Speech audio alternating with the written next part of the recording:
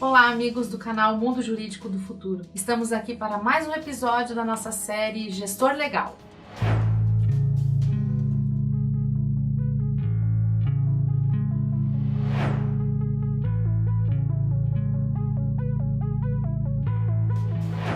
O tema que eu escolhi para hoje é como delegar. Nós sabemos o quanto todos os advogados, ou boa parte deles, é centralizador e o quanto é difícil fazer uma boa delegação. Basta ter um pouco de técnica que a gente vai conseguir desapegar um pouco dessa forma de trabalho centralizadora e que acaba prejudicando o processo de gestão e não dando às pessoas a real noção do que elas precisam aprender, como aprender a partir dos erros que cometerem nesse processo de delegação e forem corrigidos por quem de direito.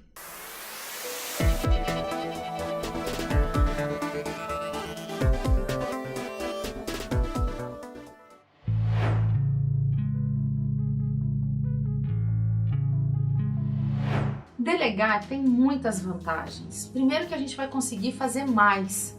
Uma pessoa só trabalhando tem um limite para poder colocar atividades dentro do seu tempo. Através de uma equipe e através da delegação, a gente vai conseguir ampliar o volume de trabalho que é entregue para essas pessoas e o volume de trabalho que a gente tem condições de assumir. Algumas vantagens da delegação. Eu sempre vou começar delegando aquelas tarefas que são rotineiras, aquelas tarefas que eu faço repetitivamente e que eu posso treinar alguém para fazer.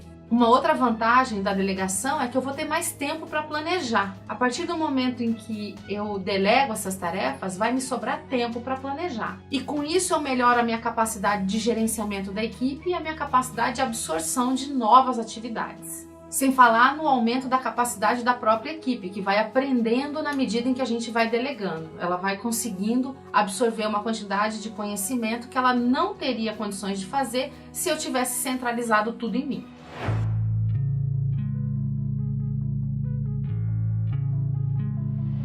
Quando eu devo delegar? Primeira coisa é quando eu percebo que eu estou com excesso de trabalho. E isso começa a me impedir de fazer com qualidade aquilo que eu me comprometi. Então, agregar pessoas novas à equipe vai me ajudar a reduzir esse excesso.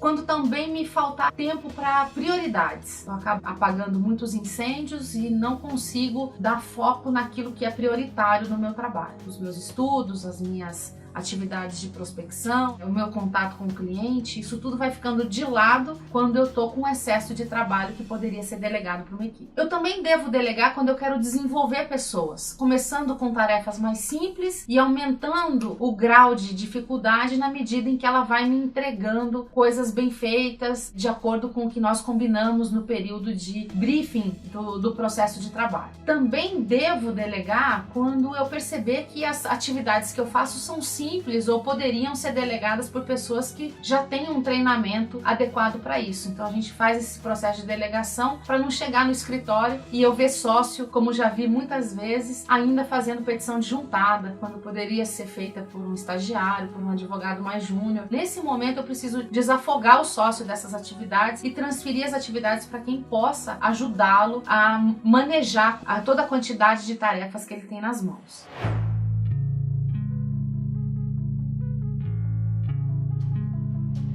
Dentro do processo de delegação, eu preciso equilibrar dois fatores: o grau de controle do gestor e o grau de liberdade do indivíduo. Eu posso ir desde o controle total do gestor e a liberdade nenhuma do indivíduo, até a liberdade total do indivíduo e o gestor apenas fazendo o monitoramento do que foi transmitido para esse colaborador.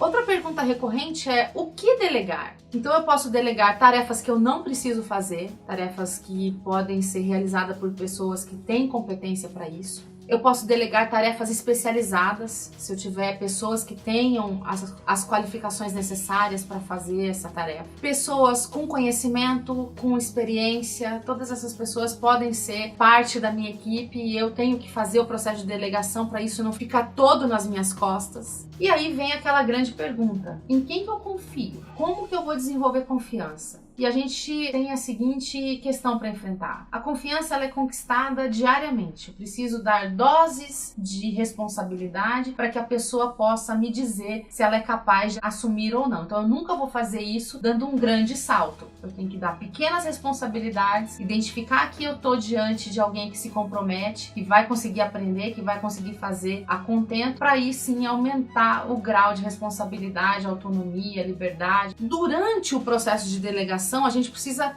cumprir algumas etapas, dizer algumas coisas, verbalizar algumas características do trabalho que está sendo desenvolvido, para que a pessoa que recebe saiba exatamente o que se espera dela. Então ela precisa saber por que vai fazer a tarefa, qual é a razão, qual é o destinatário, qual é o prazo, o que o líder espera daquela tarefa, se é mais complexa, menos complexa, que tipo de pesquisa precisa ser feita, que tipo de estudo precisa ser feito. Também preciso dizer a respeito da autoridade de tomada de decisões, até que ponto a pessoa vai poder ou não tomar uma decisão no caso que lhe foi delegado. Ela também precisa me trazer, antes de vencer o prazo, relatórios de progresso. Não adianta delegar e o trabalho vir para a gestão supervisionar no último dia. A gente precisa ter tempo para corrigir falhas, para poder ter uma margem de segurança aí e não atuar na pressão. Isso é fundamental para que a confiança seja estabelecida entre quem delega e o profissional que vai realizar o trabalho. E ainda assim, a pessoa precisa ter tempo para identificar se ela vai precisar de algum recurso, de alguma ajuda, de alguma troca de ideias. Tudo que é feito com tempo no processo de delegação acaba sendo muito bom para que a gente consiga o maior êxito possível, para que o trabalho não precise ser retrabalhado tantas vezes, que ele não caia de volta na mesa do gestor, do coordenador, para que seja feito pelas mãos dele. Quanto mais planejado esse trabalho, melhor para todo mundo. E aí é necessário fazer um monitoramento. Eu tenho que evitar tarefas impossíveis, por exemplo. Eu tenho que ter essa sensibilidade de transmitir para o meu liderado aquilo que é possível que ele faça dentro da capacidade dele. Não adianta eu dar algo muito maior, porque isso tem toda a chance de dar errado. Eu também tenho que ter um equilíbrio entre restrições e liberdade. Eu preciso dizer para a pessoa qual o limite que ela pode ir e qual é a liberdade que ela tem. E se tratando de advocacia, a gente tem uma liberdade intelectual, mas isso precisa ser bem conversado com o gestor, porque talvez a estratégia do cliente amarre todo o processo e a gente não consiga ser tão livre assim. Monitorar também as datas intermediárias de entrega é fundamental, como eu disse, para poder termos segurança e ao final tudo vai acontecer como planejado, como idealizado. E o foco tem que ser no resultado. A gente precisa identificar exatamente o que se espera do profissional e qual o resultado que ele vai apresentar.